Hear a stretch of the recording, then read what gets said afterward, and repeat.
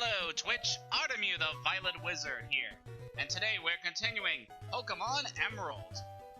Last time, we got to see quite a bit of what we were able to discover with our new dive HM, exploring the seas of the Hoenn region, and managed to get quite a bit done. The team's a little bit stronger than last time. We managed to get a lot of good items, and managed to discover a new location here, Satopolis City. Now in this session, I intend to actually continue the story of the Hoenn region, so we'll be getting right on to that. There's still a lot of areas we still haven't explored in Hoenn's oceans, but we'll be getting to exploring those areas very shortly, because they're actually on the way in terms of our story progression, so it would be nice to talk about that stuff as we get to them eventually. So heading out here from Route 126 and Route 127, we want to be heading down south to an area that we previously visited last session, Route 128.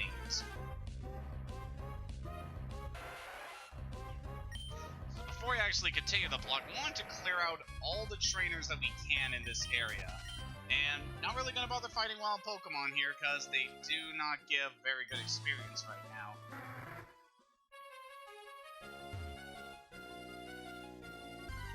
Yeah, we'll just be going for this route and taking care of any trainers we see before finishing some stuff. Actually, there are some trainers that we probably don't need to fight, because they're actually on the way to something else in terms of the story. Looks like there is an item here.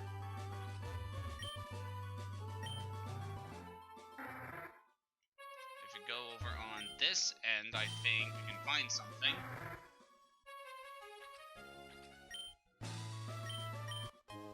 Yeah, we got a heart scale here. That's good.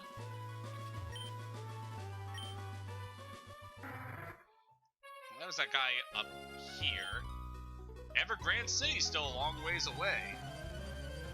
So we heard the name of this location previously, and we know that it has to do with the Pokemon League. Perhaps we'll be seeing a bit more of that sometime in the near future.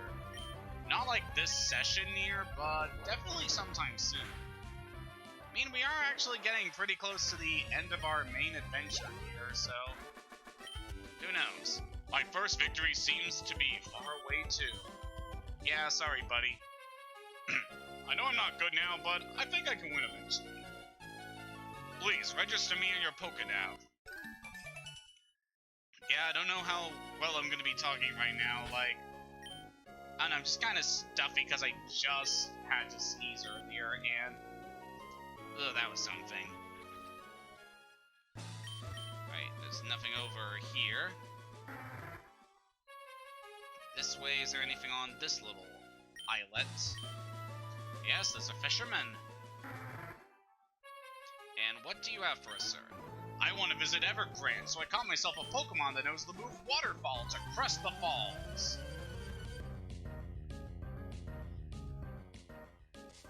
Really? Because we have seen a few waterfalls during our adventure that could possibly be relating to that.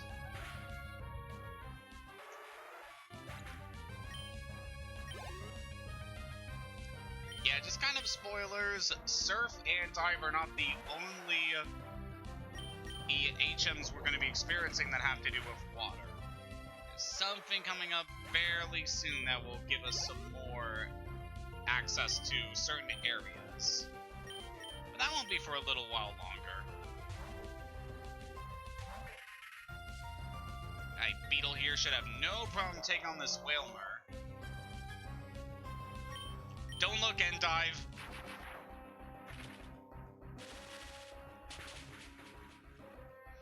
Yeah, I think the Whalmer that we have back at the daycare is doing well in terms of getting levels. So I haven't actually checked what the progress it's made has been since the last session, but I assume it's pretty good considering the amount of movement we've been doing. My Pokemon knows Waterfall, but I don't have the Satopolis gym badge. Intriguing! Yeah, once again, we have another situation where we need to get an HM and a gym badge in order to explore more sections of the region. You all know this song and dance, been going on for so many different games. At least later on in the series, they stopped relying on HMs for story progression, and I very much appreciate that. So I think over here there's actually a secluded diving area not connected to anywhere we've seen previously. Let's go down here and see if there's anything. Yes! You get a pearl there. Alright, that's some easy money right there. Let's head back up, and weird things were looking a little choppy there for a second. You have to swim, cycle, and then run a marathon in a triathlon. It's a grueling race that consists of 3 events. Yeah, that sounds something. I mean, I do like swimming and cycling, don't get me wrong. Couldn't imagine doing all that in like a row.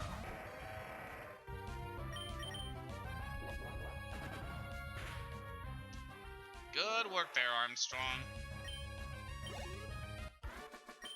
So we're actually not too far off from the point where we can actually get rid of strength on Armstrong's moveset, which I'll very much appreciate. There's something very good we'll be able to get him soon. Oh, good luck with that.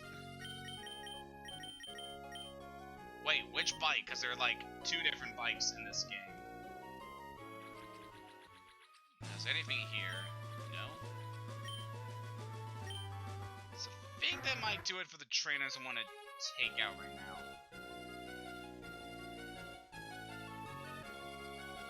Yep. Managed to deal with everyone in this area, so let us head back down into the briny depths and go into this cave that I highlighted last time. Submarine Explorer 1 is painted on the hull. This is the submarine Team Aqua still in Slateport. Team Aqua must have gone ashore here. Yes, they have. Welcome to the Seafloor Cavern. A cave system down at the seafloor. Yeah, this is why I wanted to have a Whalmer in the party with Rock Smash, so we got someone to break these boulders for us. And then with Armstrong pushing the rocks, we'll easily be able to get through here. Yeah, it's kind of weird how they felt the need to put these HMs down here when you need to use dive just to be able to access this area, so what's even the point? But yeah, we got some more Team Aqua grunts here. If you're playing Ruby, of course, you will be dealing with Team Magma here, as they're the main focus of the plot in that game, as well as Omega Ruby as well. I want to go home! Yeah, good luck with that, buddy. Want to get a promotion so I can boss around the grunts. So while we're just going through this area and taking out... Wow, sucks to be you, buddy. So as we're going through here, taking out Team Aqua and making our way through this area, how about talking about some stuff that was learned about today? Because, oh boy, there was actually a trailer drop for some stuff involving Sword and Shield, which is fairly cool. So the second, and probably last DLC pack they revealed for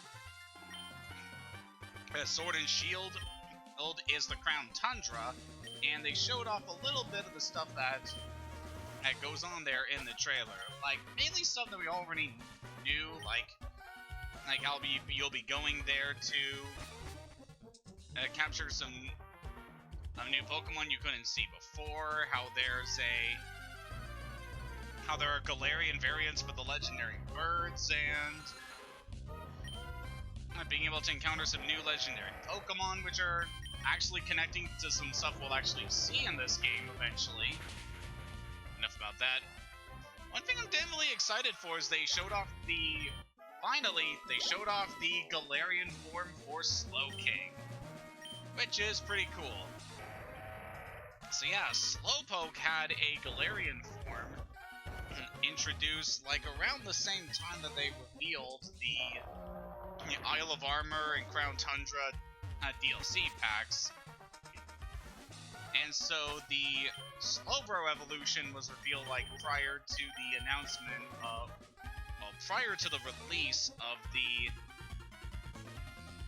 Isle of Armor DLC in order to hype that up. And it was very cool. I liked how it performed. And man, just getting to see Slowking in action there is very interesting because it's a lot more witch-like in its new form. Because, like, the shelter that is the shell crown on its head, like, completely overtakes the Slowking's poor head and is assuming control of its body, which is just pretty crazy to think about, just this parasitic relationship between these two now.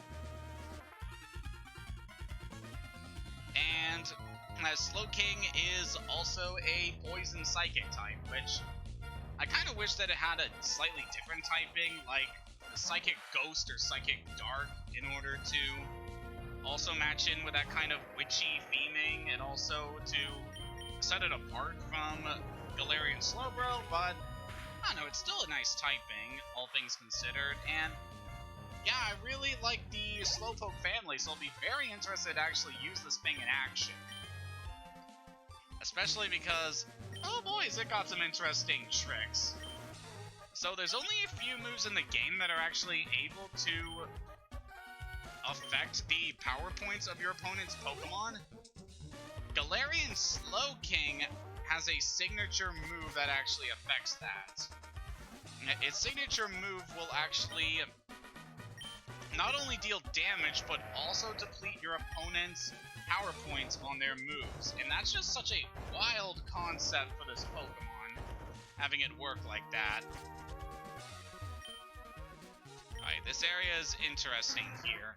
We got these little, patches of flowing water that will push us around, and you want to be very careful of where you're going. I think I want to head over this way. Okay. Be very careful here. There we go. Just want to head up here. Because we are... So got a battle up ahead, and this one should be pretty familiar to what we've seen before. How'd you manage to get here without a submarine? What an impressive child. But it won't do to have you meddling around here. And I do want payback for what happened at the Weather Institute. I'm gonna give you a little taste of pain. Resign yourself to it. For a dream to become real, we need the power of Pokemon. Men like you use the power of Pokemon to mess with us, even at a place like this. Life just doesn't work the way we need it to.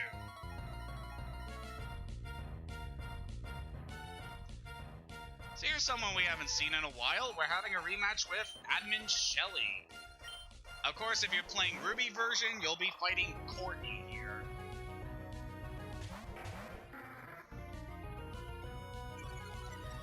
His opponents are definitely a little formidable here. Much higher level than some of the regular trainers we've been facing, but they're really not too bad here. Oh, come on, I really didn't want you to miss with Iron Tail there, buddy. So yeah, back to Crown Tundra, I am definitely fairly interested in it.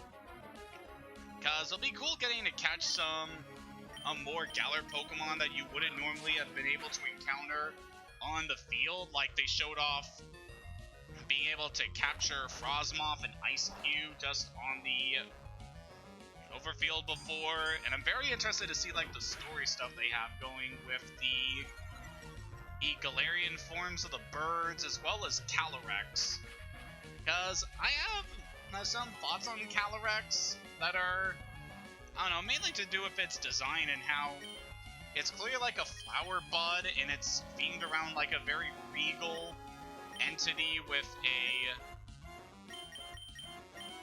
a flower crown, and I'm expecting to see some interesting changes with it in the future, like if it gets another form, or if it's capable of Gigantamaxing. It'll be fairly interesting to see. And of course, getting to see all the classic legendary Pokemon return again is very cool. Especially with what they've shown in the process of acquiring those Pokemon. And so you kind of have to go for like a mini dungeon area with friends and take on some challenges using rental Pokemon before you can actually actually face the legendaries, which is fairly cool. It's definitely a unique way of going about this whole process. So yeah, I am very much looking forward to what the DLC is going to bring. Just getting to explore some more areas in Galar will be very good. It's like, I know the games haven't exactly had the most positive reception as of late, but I don't know, I'm hoping for a good time. And also, after that trailer, they showed off something really cool, this very awesome music video that was just so well animated, like detailing a bunch of stuff in like the history of the Pokemon series, showing off its characters and whatnot, and it was just so good. Like all the subtle touches that they put into the video and just the way the animation and the characters are presented, it's just fantastic. I really love that music video. It's so good. Alright, got a good level up on Armstrong there. And then we got a Mightyena to deal with. So we're almost done this fight, which will be very good considering what's up ahead.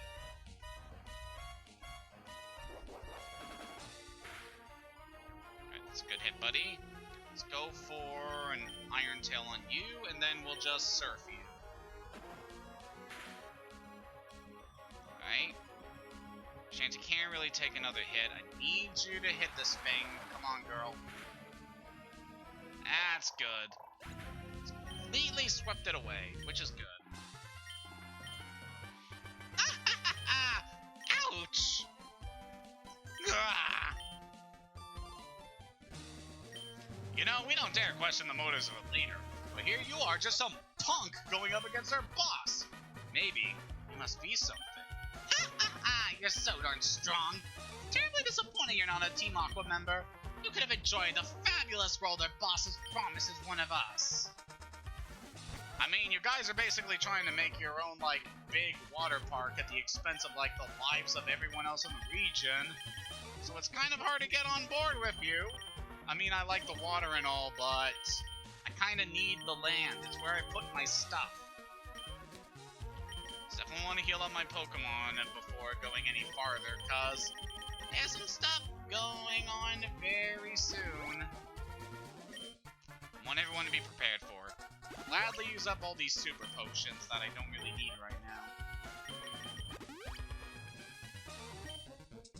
Alright, a regular potion should top it off. There we go. It's got a... The strength puzzle looks pretty complex, but it's actually not that bad. So here, I believe we want to do that. Then we'll view aside, push these, then we'll push you, and push you. There we go, that wasn't too bad. We're almost at the end now. Definitely pick this up before you leave. TM26, Earthquake. This, in my opinion, is one of the best moves in the game. It's a ground type 100 base power move.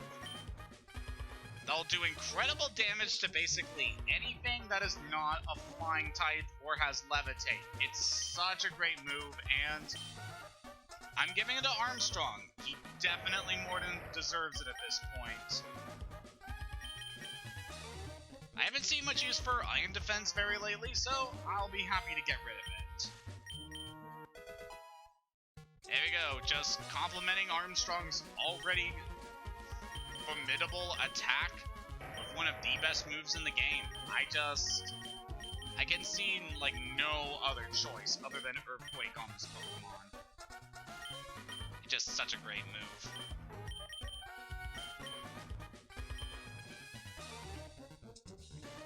And we are almost at the end, because down here is our prize.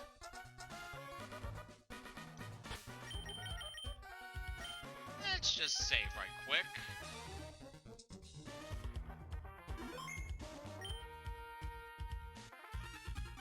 Hold it right there! So, it was you after all. Behold, See how beautiful it is! The sleeping form of the ancient Pokemon Kyogre! I've waited so long for this day to come! It surprises me or you managed to chase me. But that's all over now. For the realization of my dream, you must disappear now! At long last, for the first time in our adventure, we're actually getting to fight Archie.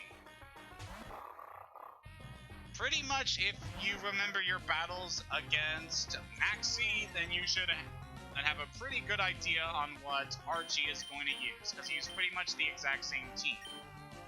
Leading off with a Mighty Enna in order to abuse Intimidate. You should be able to handle this thing with pretty much anything you've got, especially if you have a strong bugger fighting type here. So Shanty's gonna take a bit of confusion here. Of course, if you're playing Ruby and Omega Ruby, you'll instead be fighting Maxie at this point. And his team is pretty much very similar, except in the remakes, Archie and Maxie are actually capable of using Mega Evolution on their signature Pokemon, so they have that going for them.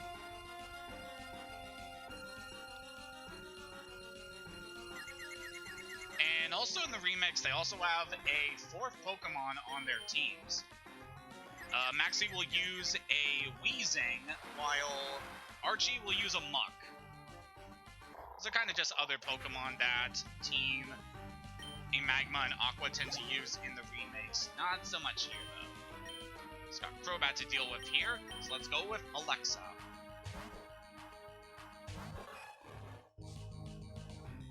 And she should be good to take out his last Pokemon, too. Crobat, of course, very powerful, very fast. Definitely want to take this thing out with any super effective moves you got. Like that. Electric-type Pokemon are very plentiful in this region, so you should have no trouble being able to counter that thing. And last, we have Sharpedo. Of course, he would have this Water Dark type as his ace. Very fast and very powerful. This thing can be very devastating if you aren't able to outspeed and take it out with super effective moves. Oh, that we've already beaten Archie. What? I lost to a mere child like you? Yes, you did. I commend you. I must recognize that you're truly gifted. But I have this in my possession. With this red orb, I can make Kyogre. The red orb suddenly began shining by itself. That's not good. That's not good indeed. What? I didn't do anything. Why'd the red orb? Where did Kyogre go? It's a message from our members outside. Yes, what is it? It's raining heavily. Good, that should have happened. That's why we awakened Kyogre, to realize Team Aqua's vision of expanding the sea.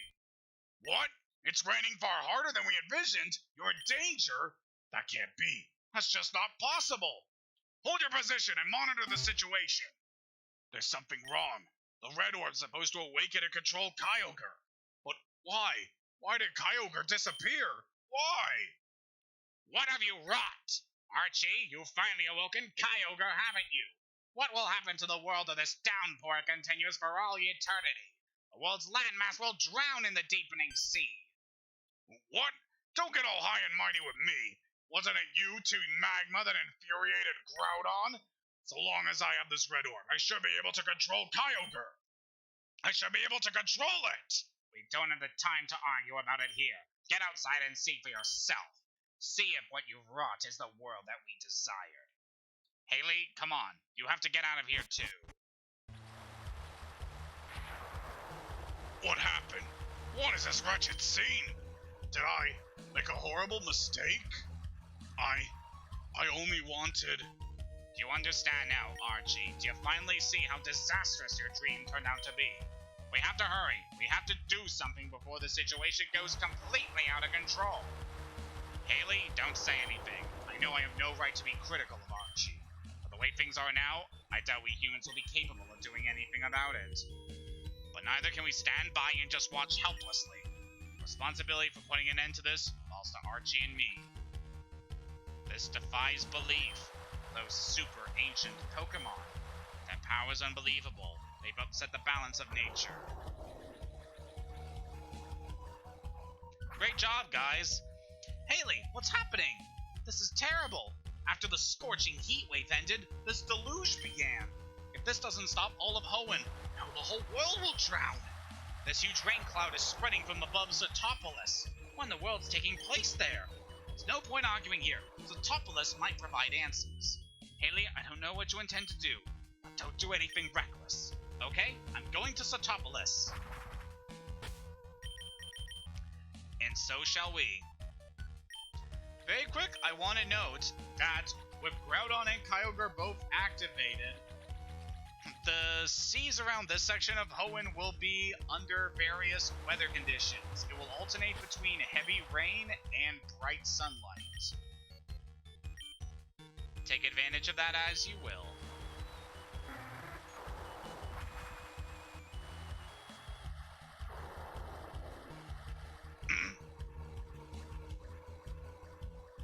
Look who's here.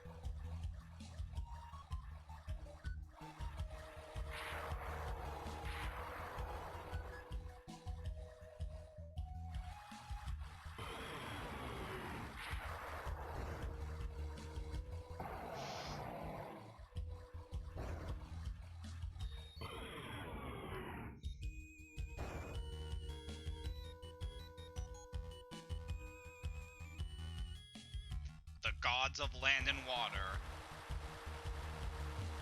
now trapped in an endless battle. This giant Pokemon suddenly appeared in the middle of the city. Never seen them before. Why are they smashing into each other like that? Why can't they be friends, those Pokemon? The weather was clear this morning, but all of a sudden dark clouds brewed up. Rain started falling in sheets, and there was thunder and lightning too. The weather just went completely wild. Is all this because of those Pokemon? Let's heal up before we do anything further here.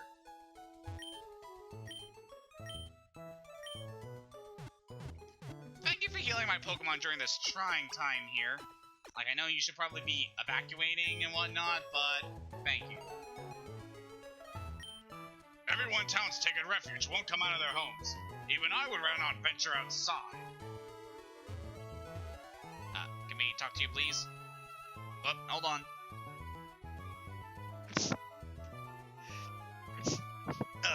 Sorry. Our Pokemon are friends. Why are they going wild this way? I'm out. Are you really gonna talk about Double Edge right now? We're in the middle of a crisis, lady. So yeah, pretty much everyone in Satopolis City is commenting on the situation here. Wow, this is wicked! Ever the optimist. When two Pokemon that gigantic are fighting that savagely, there's not much that we can do. I mean, you could try chucking a ball at him, but I doubt that's really going to affect anything.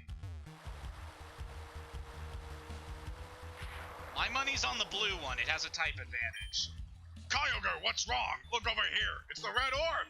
Calm down, Kyogre. That's no good. It's not responding at all. Groudon, please stop what you're doing. I know the extent of your power now. If you keep going, all Hoenn, not just Satopolis, will be utterly ruined. There's not much anyone can do here. I just get the sense somehow that the two Pokemon aren't angry.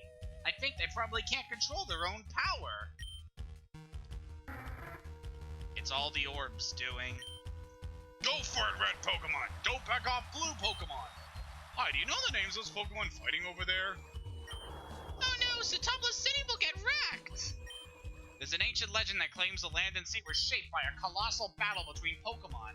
Well, I'm seeing that happen with my very own eyes. Oh, I never expected to be witness to something this huge. A big Pokemon's fighting with another big Pokemon! Please, someone make him stop! There's gotta be a way to end this battle. Those Pokemon fighting, Groudon and Kyogre. The two super ancient Pokemon were awakened from a long sleep, and now they're smashing each other with their uncontrollable energy.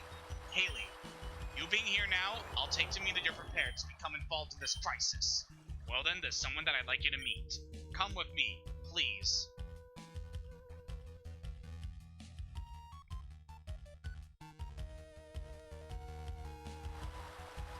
Listen, Haley, the scene Groudon and Kyogre make you think Pokemon are to be feared. But that's not true. Pokemon are really more. Why am I asking you this? You already know.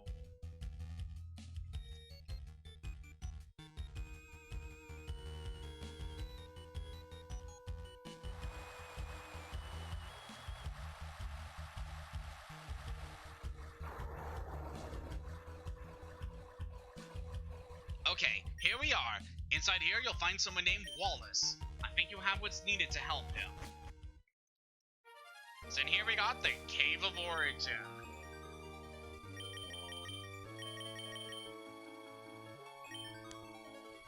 If you're playing Ruby, Sapphire, or the remakes, this would be the area where you would be able to battle and capture Groudon and Kyogre. But that's not the case here. Hello, buddy. Ah, so you're Haley. I've heard tales of your exploits. My name is Wallace. I was once the gym leader of Satopolis, but something came up. So now I've entrusted my mentor, Hoenn, with the gym's operation. Groudon and Kyogre, the two Pokemon wreaking havoc here, are considered to be super ancient Pokemon. But there aren't just two super ancient Pokemon. There is one more somewhere. Somewhere there's a super ancient Pokemon named Rayquaza. It's said that it was Rayquaza that beat calm the two combatants in the distant past. But even I have no clue as to Rayquaza's whereabouts. Haley, do you perhaps know where Rayquaza is now? If you do, please tell me. Cave of Origin. The Cave of Origin? But that's right here. I need you to do better than that. Please, I need you to think about where Rayquaza might be right now. Mount Pyre. Mount Pyre? But when I met the old lady there earlier, she made no mention of it. I very much doubt the old lady would try to hide something from me. Haley, could you think about this more carefully for me? I don't remember. You don't remember? That's a problem. Can't you remember somehow? There's only one option. It's a place we haven't been to, either. The Sky Pillar. The Sky Pillar? That's it! It must be the Sky Pillar! Haley, there's not a moment to lose. We'll head to the Sky Pillar right away. So we got ourselves more to the story. This is, of course, exclusive to Emerald. We'll be going to a very interesting place. A person with a strong will and superior talent. A trainer with knowledge and experience of many kinds of Pokemon. If such a person were to appear as instructed by Wallace to lead that trainer to this cave. The Sky Pillar? I've never been there. I wonder where it could be.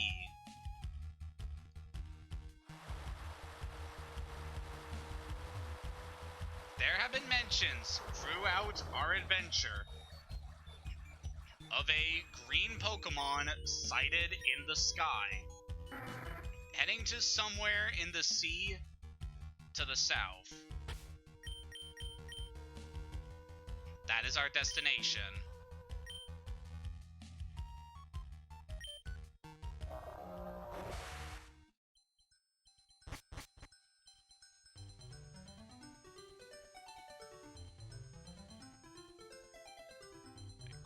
Let's head over this way, just so I can avoid running into things on, like, the surface until we can get over there.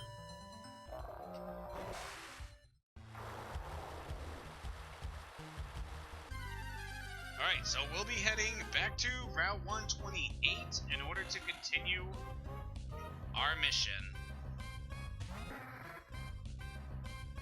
We gotta stop these rampaging titans using the power of the legendary Pokemon that rules over the skies. And I must say, what a very cool event to have here in this game.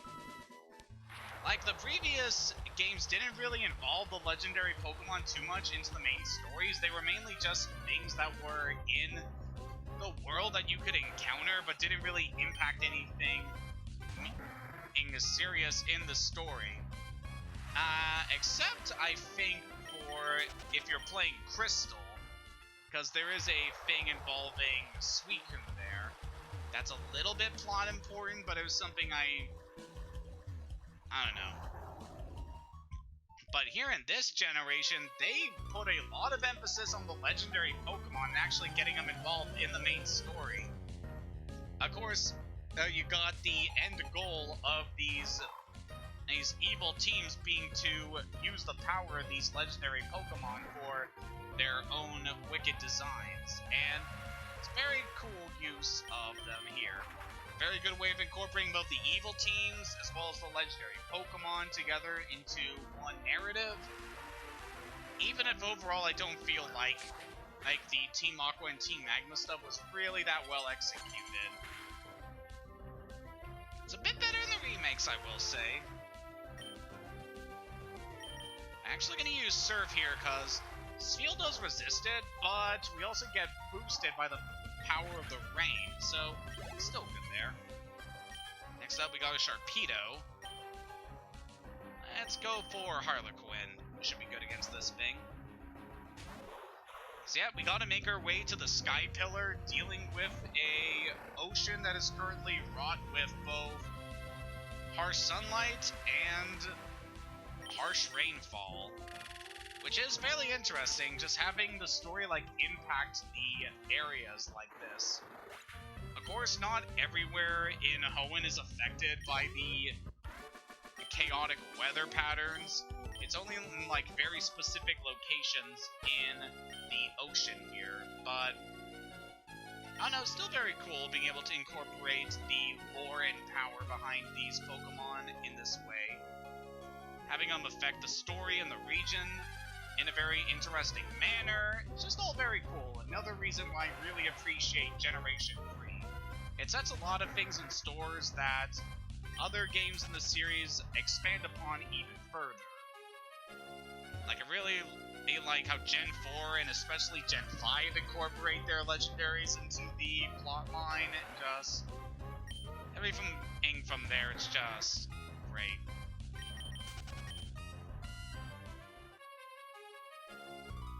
And of course, we got a lot of trainers on the way here.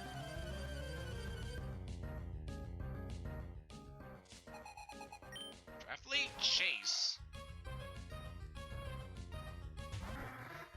So apparently we're fighting one of Penny Parker's friends here.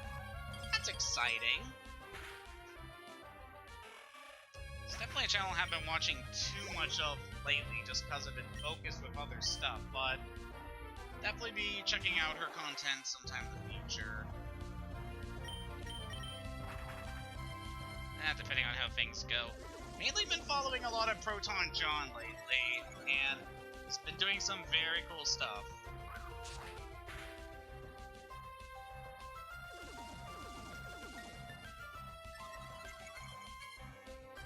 And of course, been catching up with Chugga Conroy whenever I can with his current series.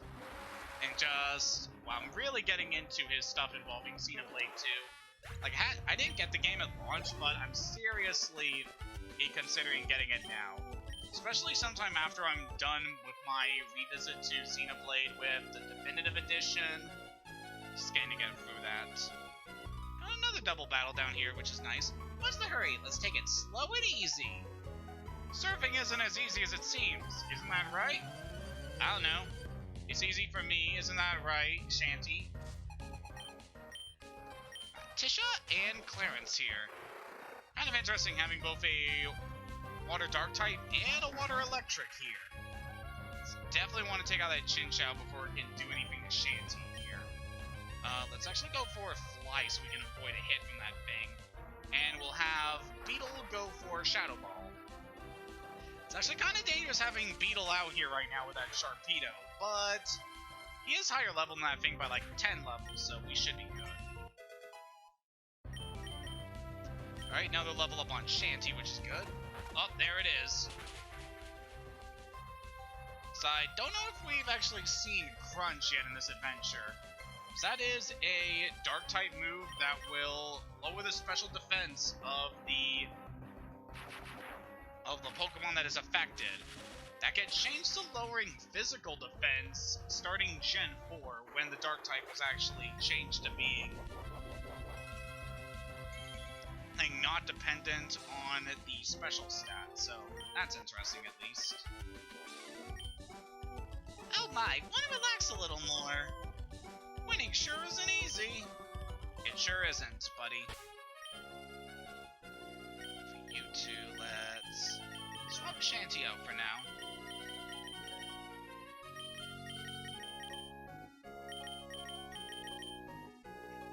Yeah, and in case I haven't made it clear at this point, the reason Jerk isn't in the party right now is just because we're dealing with so many water types right now. And because I needed the Whalmer in my party for using Dive. So, yeah, Jerk's just taking kind of a break in the box. I mean, I'm sure he appreciates it given all the hard work he's put in during this adventure. He could definitely take some time to relax.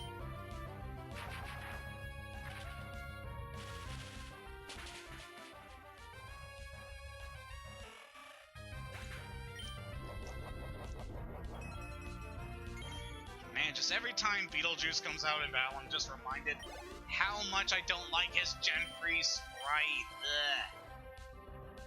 It's just not a good sprite. Speaking of actually, so I've actually got started on a bit of drawing up some Beetlejuice content. Like, mainly just some little short things, and basically just drawing my interpretations of little moments from the musical, and I've just been really enjoying it. Gotten some good stuff, and I should probably be able to finish my current page sometime later tonight if I get around to it. I know, it kind of depends on how long this goes. Got another route over here, Route 130. The section is kind of interesting because it's kind of divided into a few smaller routes around here. Which really doesn't amount to much because they're all connected to like the same areas. They all have like the very similar layouts and not really any significant things to them.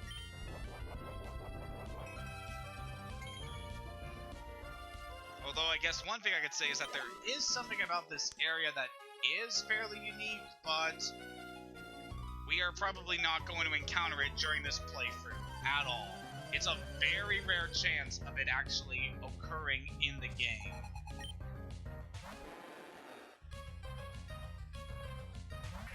Hello there, Gyarados.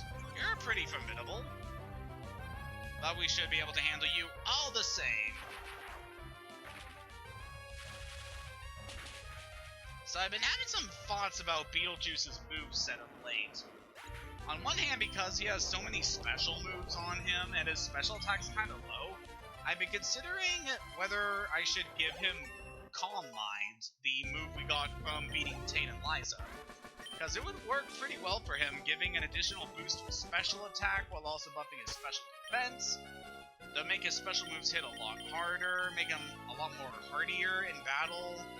I don't know, it's a pretty cool strat, although I really like having Will-O-Wisp on him to help debuff certain opponents that we'll be facing much later on in the adventure, because, oh boy, are there some tough opponents we'll eventually have to fight.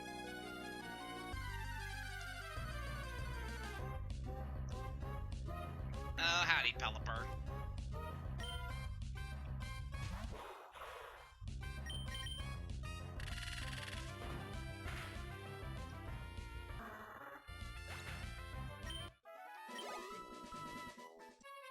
So besides working on my art lately, which also got done another thing that I was working on at this time, also been catching up on some other shows been watching, like Clone High and BoJack Horseman, getting some good progress on them.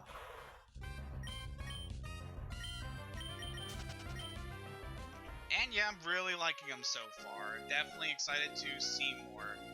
Especially at Clone High, because it is kind of a... Just considering how long ago that show first started and getting to like see all of it, and I don't know, it's kind of like opening up a time capsule when you get to see these very old shows. getting to think to yourself like, oh yeah, that was how the world was like back then.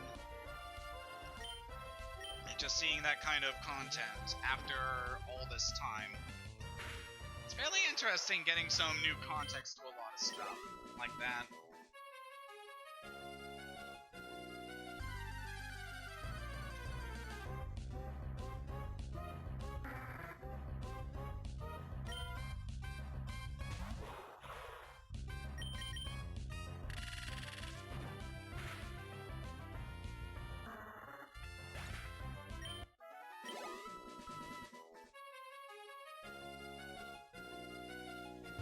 Another train here. Oh, we missed a double battle opportunity here. Oh, your heart's blue. I didn't know you had an encounter with a Pyrus. Oh boy, that's definitely a game I want to get started on streaming sometime. Especially because it had its 5th year anniversary this month, and oh boy. Yeah, it's definitely a game I want to get around to streaming. And also just getting a chance to play again, because it's amazing, one of my favorite games of all time. Yeah, Harlequin can handle the spiel, that's fine. We've seen so many of these things, despite the fact that they're only really located in one area.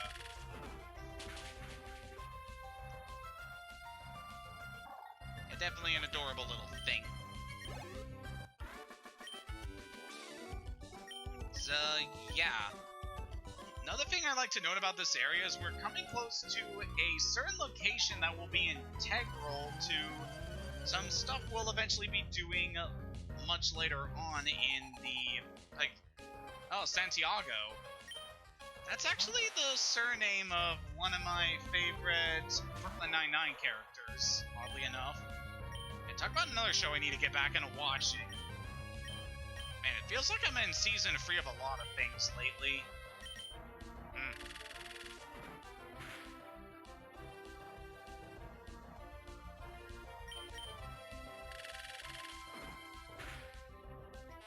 So as I was saying before, we're getting very close to an area that will be integral to a certain chain of events that will be very important to this playthrough sometime in the future. Before we go there, there is one thing I want to take care of, and that's actually train up the Whalmer that I have in the daycare and see if I can find that one Pokemon that's very rare to find while diving. I'll definitely get started on that sometime between streams. Because, kind of spoilers, I'm definitely going to be taking a break from streaming for quite a while. I got like a very long session of work this week, and I'm not going to have time to... I'm not going to really have too much free time until next week, which is kind of sad. I mean, it's Tuesday, but such is the life of an essential worker. You just have to put yourself out there for the greater good. So here in Route 131, we have another opportunity for double battle. We'll actually take it. The people of Pacific Log are a peaceful bunch. They never get angry. That goes for me too. If you can beat me, I'll give you some great information. So it seems like we're close to another town here. Actually close to an optional area that you don't actually have to visit in the story. But of course, because I want to show off everything that we can in this game, we'll definitely be stopping by there.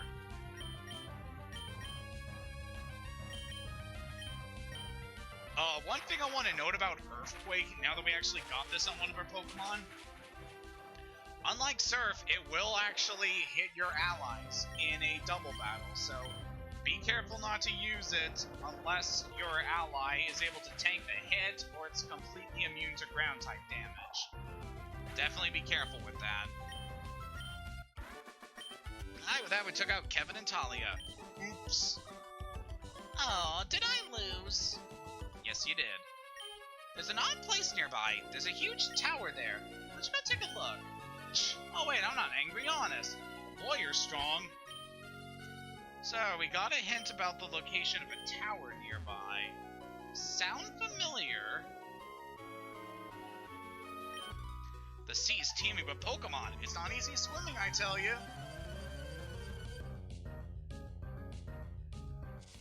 Swimmer Richard.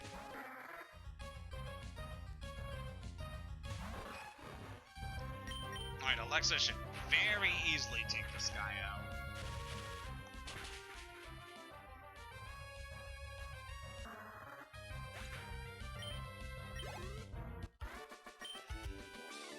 Pokemon raised by traders are seriously tough. Yes, they are. I'm wiped out. Going's easy. It's the leaving that's the hard part. Will I have any Asia left to make the return trip? I don't know. Why are you asking me? Excuse me, miss. Come here, you. Why do men love bathing suits so much? They'll ogle me. I mean, I'm not gonna say why. I'm just gonna note, Kara, that you have a very interesting sprite there.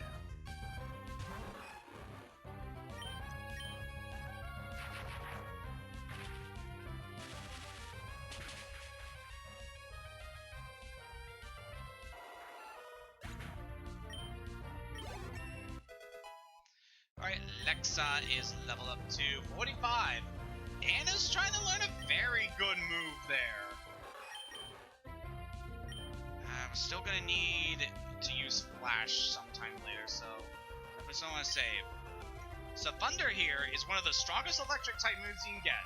120 power, only 70 accuracy, but if you use this move when it's raining, Thunder will have 100 accuracy and will always hit. It's a very good move, and I definitely want that on Alexa. So, it's about time we got rid of Thunder Wave. I mean, Thunder Wave is a very good move, being able to paralyze things whenever I want. But just because Alexa's been so strong lately, I just feel like it'd be a good opportunity just to give her another powerful attack. Just to really take advantage of that special attack stat. Sometime later I will be forgetting Flash and I'll probably teach Alexa Thunder Wave again. But for the time being, we still need to use Flash to continue the story, so we're just going to ignore that for later.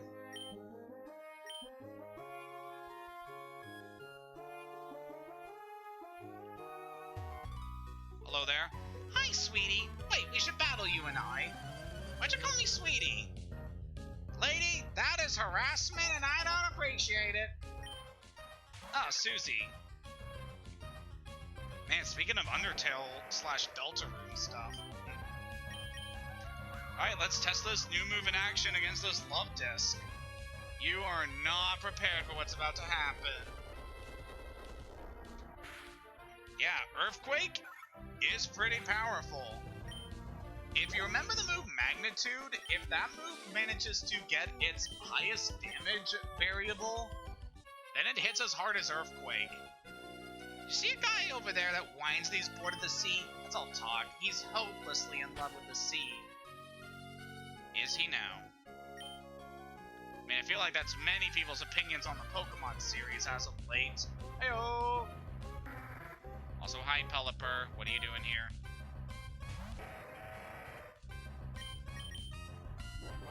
Whoops, I thought that was Rock Tomb. I forgot that I moved that to another slot. It's okay, this thing's just using Mist.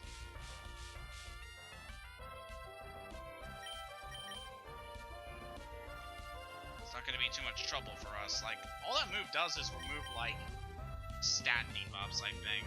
Or it protects you from stat debuffs. Oh no, it's not a move that I very commonly use. Could you not use that, please?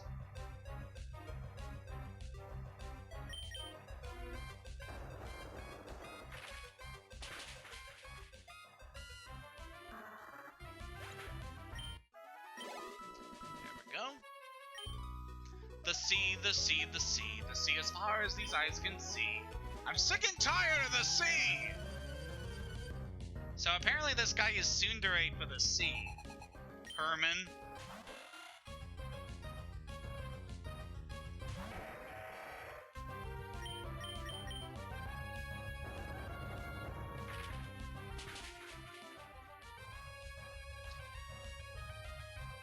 Dude, we just fought a Pelipper. What made you think your little Wingull was gonna stand a chance?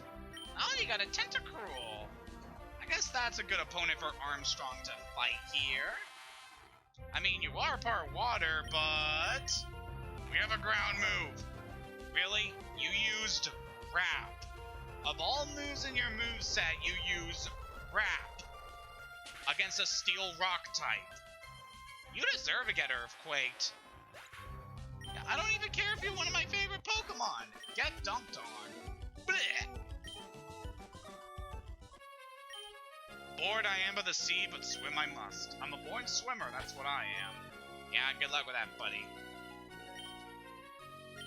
You know, we're actually in a pretty viable spot of showing a very neat tactic. Work together as siblings to take you on. And we got another Sis and Bro team. Not a whole lot of these in the game, but it's nice getting to see them. Really, and Ian got Azumarill and Wingull. Okay, that's not really too good for me, but just want to briefly mention, in double battles, Earthquake is very viable if you got a partner that is totally immune to ground type moves. So definitely take advantage of that when you can. For now, let's use Flay on that Azumarill. That should be good. Alright, very good there, Shani.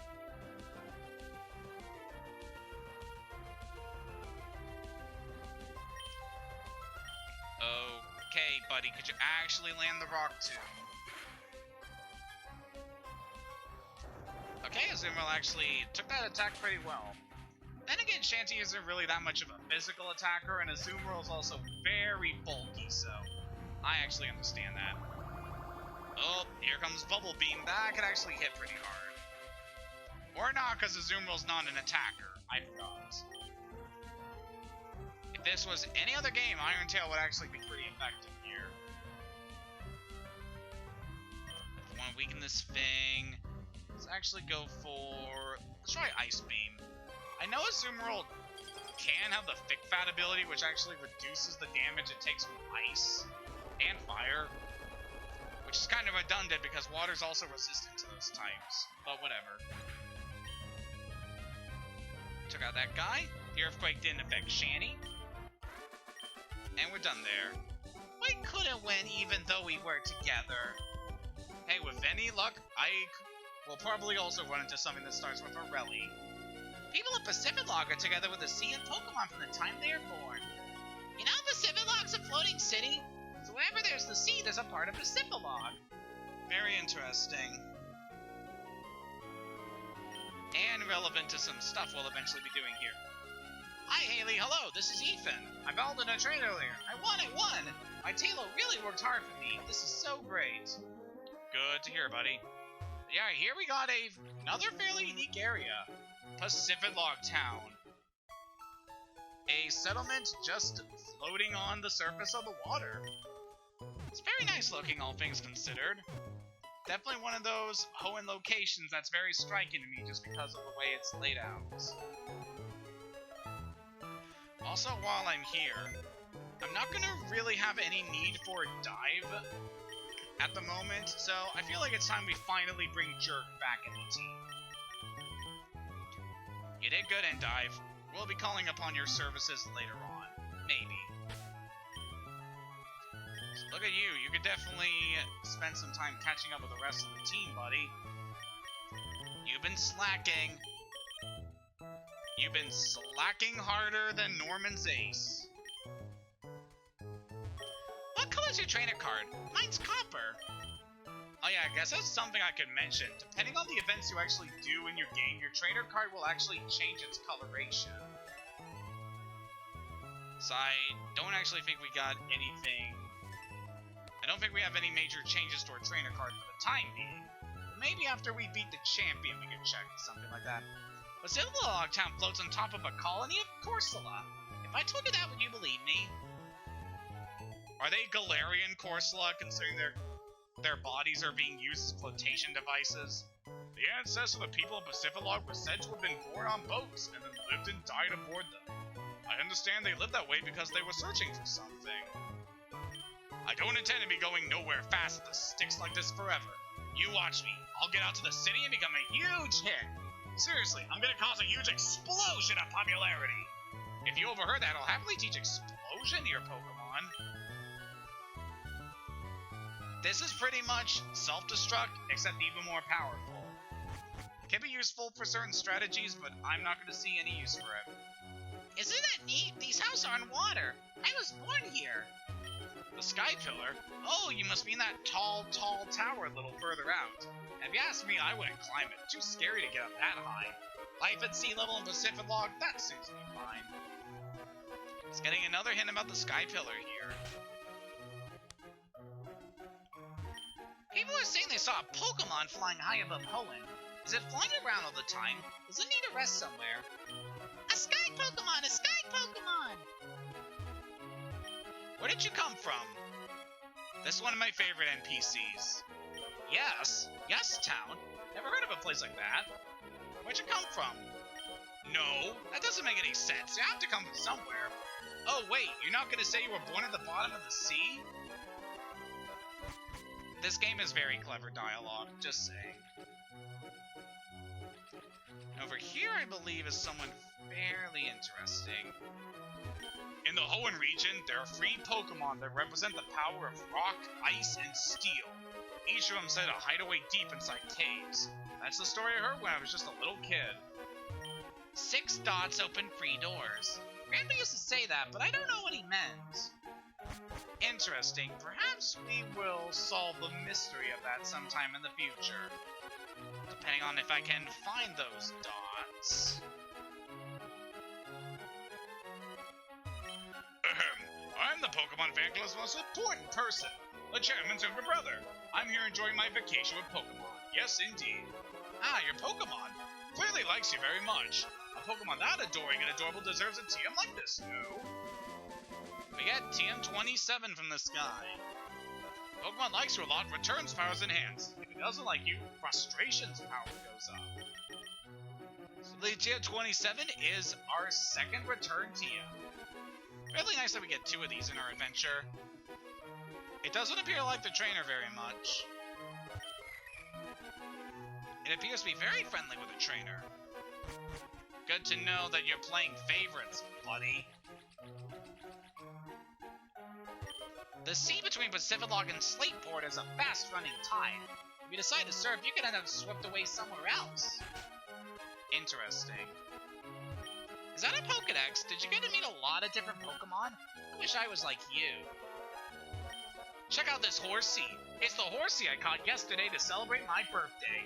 Oh, I can see that you want it. After all, it's priceless. I'll tell you what, I might be willing to trade it for a Bagon. That is not a fair trade. Oh, so you're not gonna go through with this? That's cool. Not desperate to make a trade or anything. So Bagon is a Pokemon that we have not seen yet in this adventure. But we will be very close to actually being able to encounter one sometime in the future. Mirage Island. It must become visible and invisible depending on the weather conditions that make mirages appear. Was it really appearing and disappearing? I can't see Mirage Island today. Yep, that's something we are not going to interact with in this playthrough.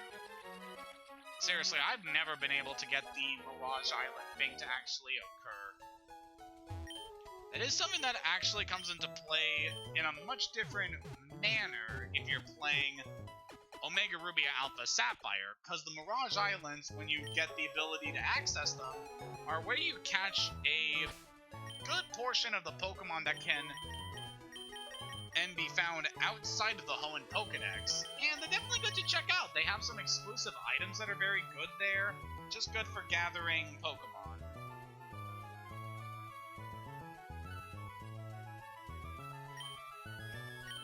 Alright, we've seen pretty much everything we can here in Pacific Log. We could explore the ocean to the west and see what we can find there, but that's something I will be checking out much later because it ties into something that we'll be doing much later on in this adventure. For now, I think it's time we finally do something about those 2 Pokemon having their little fisticuffs back at Satopolis.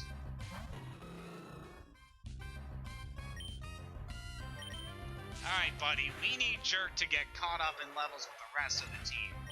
And you are not going to help all that much.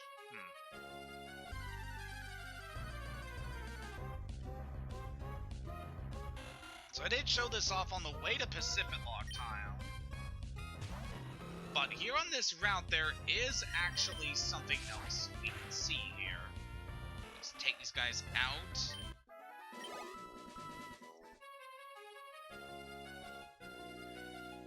And just headed to this part of the ocean back here behind the stones. Would you please leave us alone, Tentacool? I know I need the experience, but you're really not worth it. And over this way, we found an island.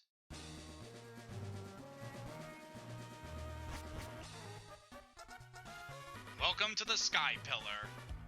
Oh my, I'm terribly sorry. In my haste, I didn't notice I had left you behind. I've opened the locked door of the Sky Pillar. Haley, let's be on our way. It's an earthquake! There's not a moment to waste. We've got to hurry. So the door to the Sky Pillar will actually be sealed if you come here before or talking to Wallace in the Cave of Origin. So definitely take care of that before going here. The situation's getting worse. This isn't good. The weather distortion's spreading even here. Haley, Rayquaza should be farther up from here. I'm worried about Satopolis. I've got to go back. Everything's in your hands now. Don't fail us. The Sky Pillar is not that really interesting of a dungeon. At least in this game. I actually really like what they do with it in the remakes, because this place is fairly cool there with like all the lore and stuff and just the way the place looks. You are capable of encountering Pokemon here, and actually some good ones like Claydol and Bayonet. But we just managed to just blaze through there very quickly. And look what we found. Don't bother healing up your Pokemon, and don't bother saving.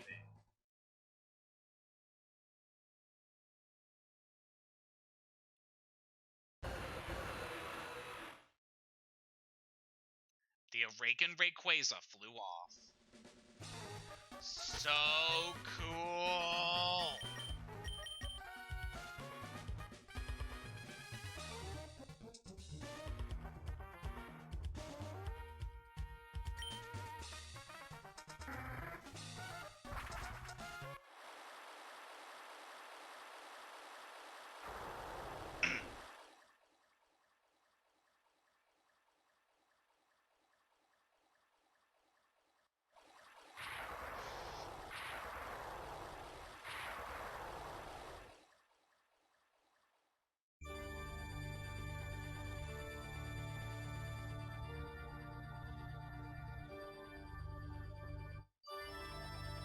This cutscene is awesome.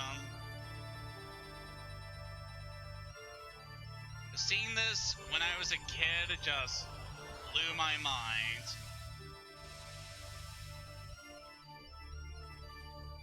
You two should be social distancing! Boy, is this gonna date the video in a couple years. Like that, Rayquaza ends the storm.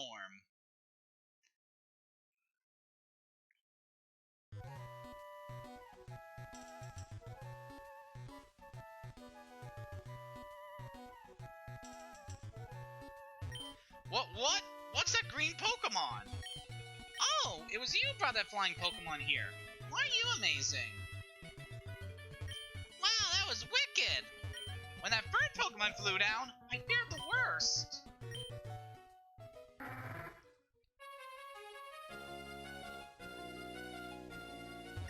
There's an ancient legend that claims the land and sea were shaped by a colossal battle between Pokemon.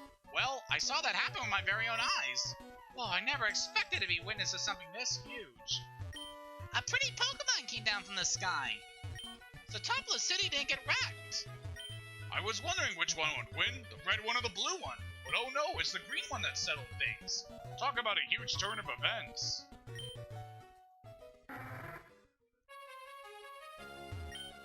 That flying Pokemon came down from the sky and stopped the rampaging Pokemon. Yes, he did. And he is awesome. So, that's Rayquaza.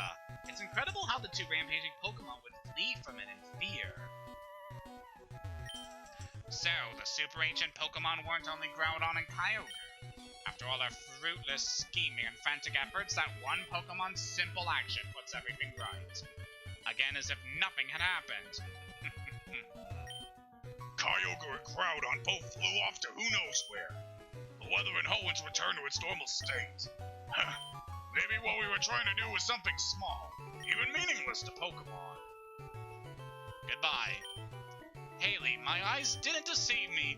Thanks to you, Satopolis. No, all of Hoenn was saved. On behalf of the people, I thank you. This is a gift from me. Please accept it. HM7. You can guess what this is. That hidden machine contains Waterfall. If you have the Rain Badge, a Pokemon that has learned that HM move can force its way up waterfalls. And where does one get the Rain Badge? You know, don't you? That's right, you have to be the Satopolis Gym Leader. When you're all set to go, step through that door. I gladly will after healing up the team a bit, cause we did get into a few battles on the way to the Sky Pillar, and oh boy. Actually, it wasn't really that eventful going there. So, I would just like to note right now, if you really want to, you can return to the Sky Pillar at this point, climb all the way up, and actually get to battle Rayquaza at this point.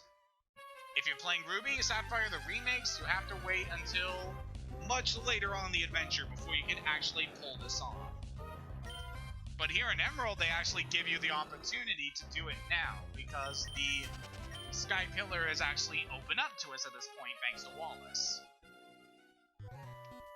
For the time being, I'm not going to go after Rayquaza, but I feel like that would be a nice before taking on the Pokemon League challenge for us, because while we are nowhere close to Rayquaza's level at this point, we do have the resources necessary to actually be able to take it on in a fair fight.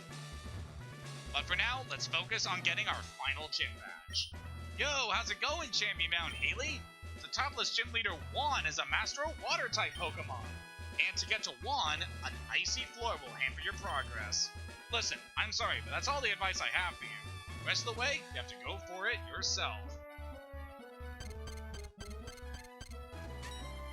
So if you're playing Ruby Sapphire the remakes, Juan doesn't even make an appearance here. Instead, it is your opponent here will actually be Wallace, who we previously seen help us out here. And I'm totally going to intentionally fail this because to show that there are trainers down here. And I, of course, want to battle them to show off every trainer fight in the game. Yeah. So the puzzle here in the Satopolis Gym really isn't that bad. You're just walking across the icy tiles, and you're trying to walk across each tile at least once in order to unlock the path to going forward. It's really not all that bad. I do remember as a kid it gave me a bit of trouble trying to figure out like the final pattern, but yeah, it's not too bad, all things considered. Of course, in this gym, we'll be facing a lot of Water-type Pokemon. So, time to talk strategies. So, pretty much by this point, you should have a team that is very capable against anything that they got in this gym.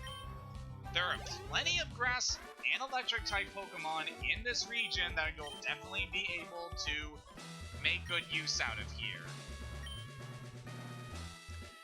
And even if you don't, there are still some Pokemon that are able to learn Electric-type moves by TMs. That could also be very helpful to you. And pretty much there are just so many options for them, so I'm not really going to name any specific ones just because pretty much any Grass or Electric-type is good here.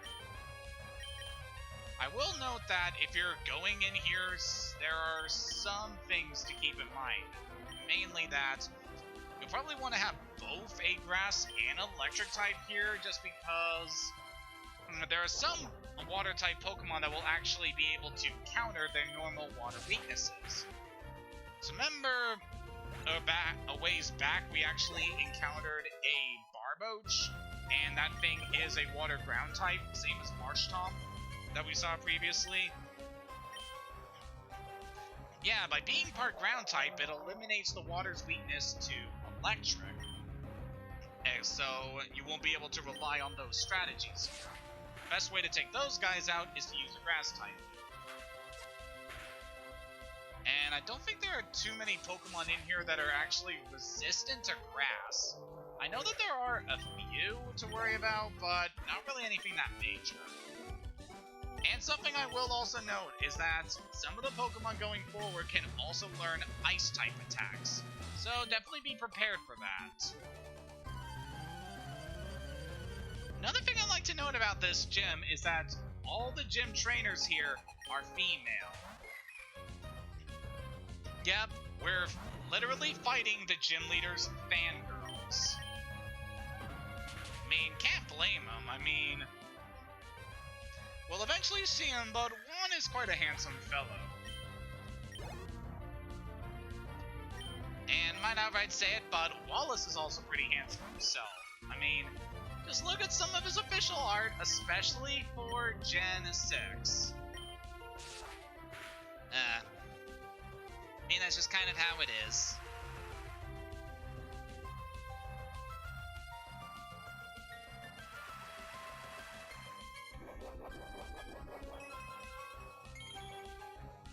Yeah, some Pokemon in here will be able to use Rain Dance to their advantage, which can be a little tricky.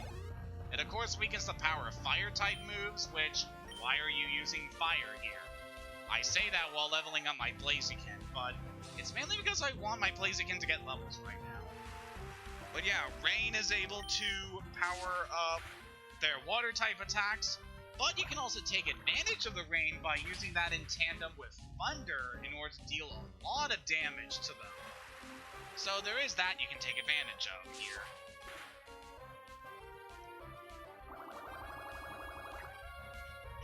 Besides that, mainly just like to bring up some good things I can.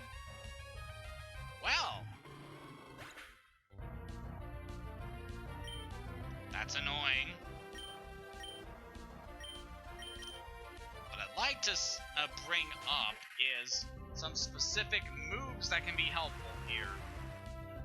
Of course, if you haven't gathered the TMs for them, definitely grab the TMs for Bullet Seed and Giga Drain. And I've already shown where you can get those TMs, so they can be very helpful. I'll get the TM for Thunderbolt, which you can get one from either Watson or from the Game Corner. Maybe even grab the TM for Thunder, which you can get at the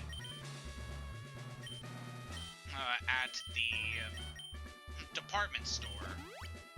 Because those are all very good moves that you'll want to have on your team in this area. They're all very good moves that are very much worth your time for taking out water Pokemon. Alright, we are getting pretty good at taking out these trainers here.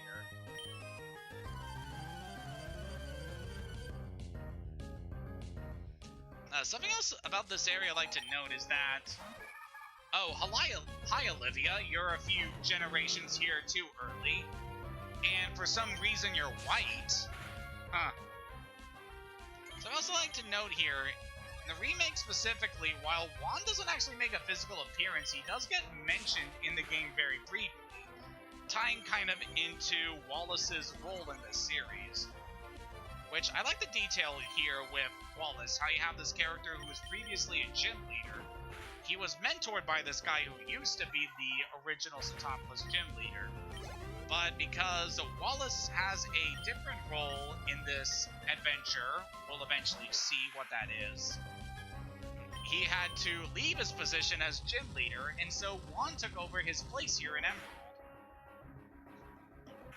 Which is a very interesting little detail. I mean, they even have Juan as the gym leader in the Hoenn anime, which is fairly cool.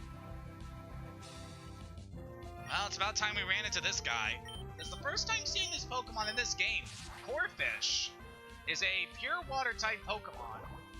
We actually could have run into this guy much earlier on the adventure.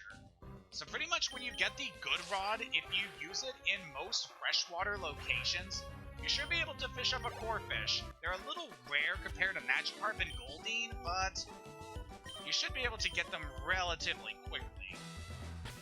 Something to note about Corphish mainly is that it's a physical attacker, and it's a water type. And water types don't really take advantage of the physical attack stat until Generation 4, so it's kind of awkward to recommend Corphish at this point. I mean, it's still a fairly good Pokemon, and when it evolves, which it evolves relatively early compared to when you get it, it also gains the Dark typing, which can make it even more formidable, and makes it another Pokemon that is good to use against several battles in the late game, especially against Tate and Liza, which is fairly good, as well as another trainer we'll eventually be seeing in this adventure. Whoa, coming in clutch there, jerk. And please take this thing out. There we go. It gets him leveled up. Thank you there, Bridget. What a high level you are.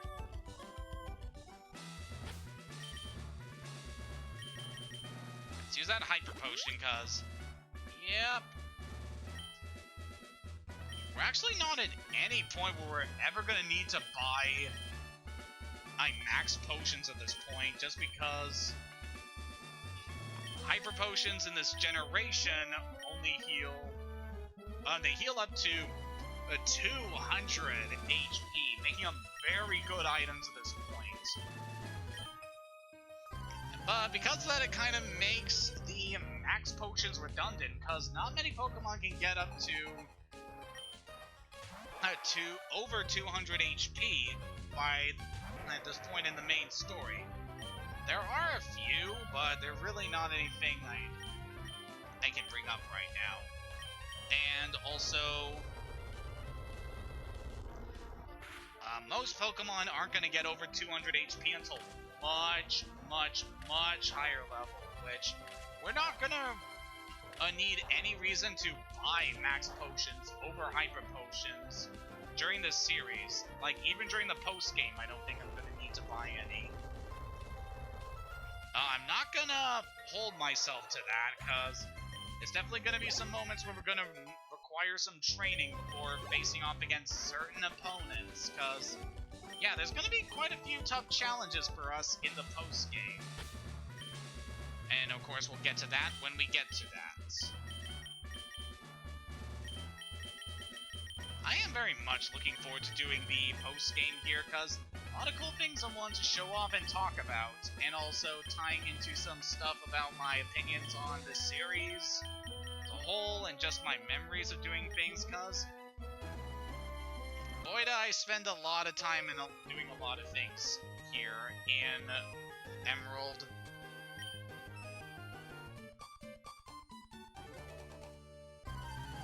I'd like to see a rare Pokemon. We actually have a rare opportunity for a double battle here, which is nice. Daphne and Anika. You got a Love Disc and a Feebas. Two of the weaker water types in this game. At the very least, Feebas gets an evolution. Love Disc. And why not? Let's just use Surf against these things. We're not going to be any trouble to us otherwise, and I don't really see the need of using Fly here. This is so low level. Wait, this Feebas not going to have anything that's going to be good against us, so we might as well focus on the Love Disc before going after the Feebas.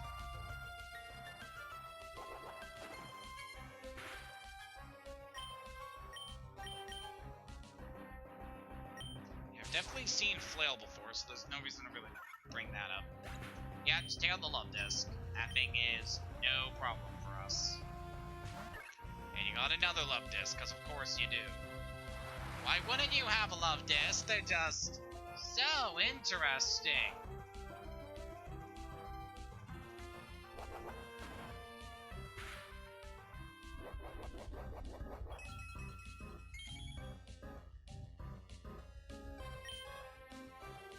Also, why are you using orange berries here at this point when citrus berries are so much more beneficial? I don't know, that's just how trainers be sometimes. At the very least, the trainers here are relatively high level. I mean, we're able to get pretty high level ourselves here, so there's really nothing that's going to give us a whole lot of trouble until we face the gym leader, but, you know, it's kind of how the way things are.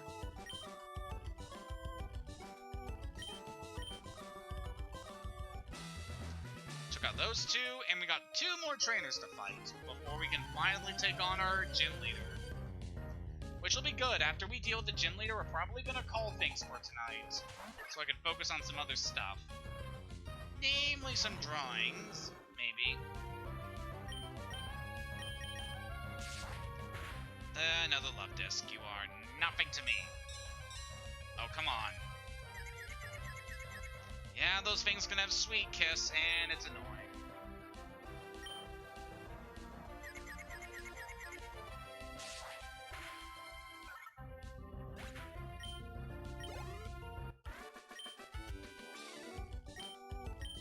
I don't know if Hoenn's gonna forgive you, lady. Alright, one more trainer, then we'll probably go back to the Pokemon Center just to restock our power points before we actually fight here. You know, it's kind of weird. Throughout this entire gym, I've been using a fire type against these guys, when I could have easily been using my electric or my grass type. Just goes to show how weak the trainers are in this game, man.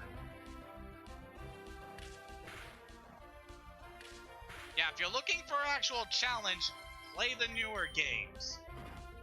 Especially without using an experience share in those games, because, oh boy, that actually makes things pretty difficult. Oh, you're strong. Yes, I am. I'll tell you something good. If you want to reach 1, you need to walk on each floor tile once. Yeah, it makes sense that she would give you the advice there, considering he is actually one of the earlier trainers you can fight there, depending on if you fail the first puzzle, which might win you. It's got another little thing here. You are completely inconsequential. There's no reason to fight you, buddy.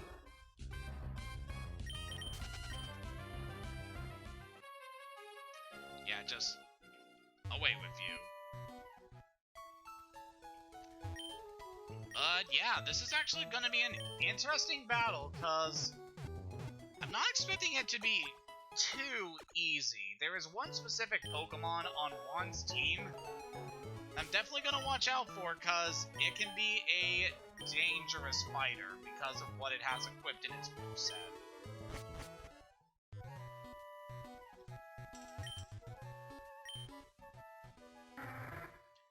But yeah, we should be pretty good here. Take on one more battle, then we'll call things for tonight. Set across the ice here. Well, the ice there is in an interesting shape. And from here, you want to follow this pathway. Be sure to hit each tile at least once. Over here, and boom.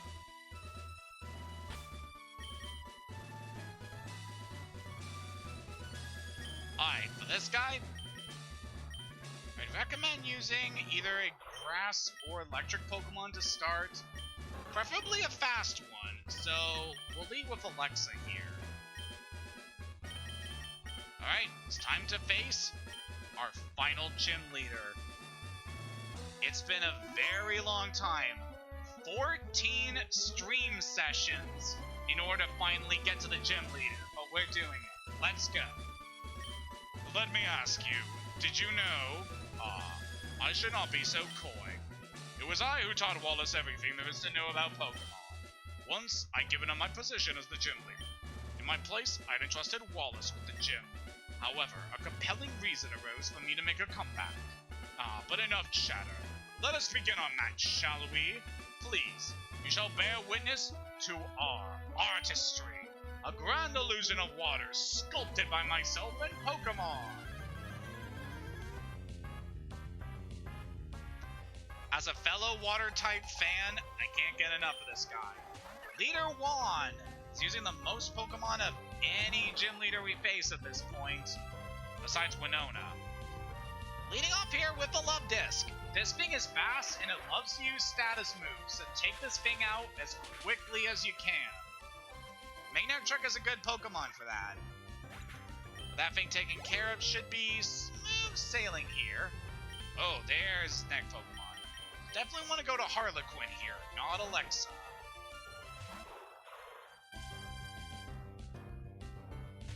Wishcash is the evolution of Barboach. Being a water ground type, it is immune to electric, so definitely watch out for this thing. We're going to go to Harlequin here to take advantage of its major weakness to grass, and we take it out relatively easily. That's good. Next opponent here is Celio. That is an ice water type, so for you... Yeah, why don't we give Jerk some action? He's not going to see much use for the rest of this fight, so we might as well just play with him a bit. Don't read too much into that. Celio, of course, being a ice water type.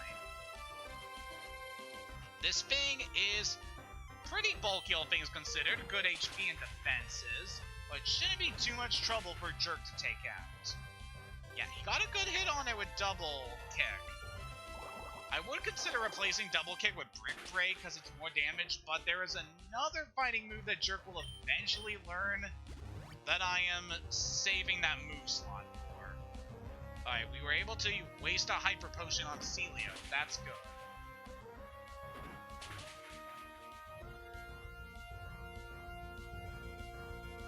If you're gonna waste healing items on that thing, that'd be good. Or not. Okay. Good work, buddy. Took that thing out pretty good. Next up is Crawdons. So remember that little cornfish we saw earlier? This is its evolution. Yeah, its design's kind of funky, all things considered, but I still like it. This thing is definitely a bruiser, hitting pretty hard, especially with physical attacks. Crab Hammer is a signature move among the crustacean Pokemon, and can be pretty effective. It's definitely a good stab move on Crawdons, but it's really not anything that special compared to other things, considering that it doesn't really take advantage of its physical attack stat this generation. As this guy, we're going to have Harlequin handle this thing with Needle Arm. Should do some good damage there. Yeah, that's nice. Took out that Crawdons. Alright, now here's where things get interesting. Juan's final Pokemon is Kingdra.